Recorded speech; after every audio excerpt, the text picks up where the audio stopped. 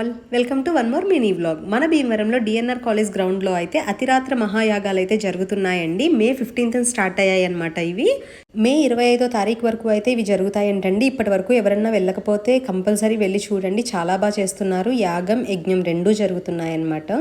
యజ్ఞంలో అయితే 33 కోట్ల దేవతలకు ఆవిర్భాగాలు ఇవ్వాలంటే మానవులకు మన వల్ల అయితే అస్సలు సాధ్యం కాదంటండి. ఎందుకంటే యజ్ఞం ద్వారా మాత్రమే దేవతలకు ఆహారం అందుతుందంట.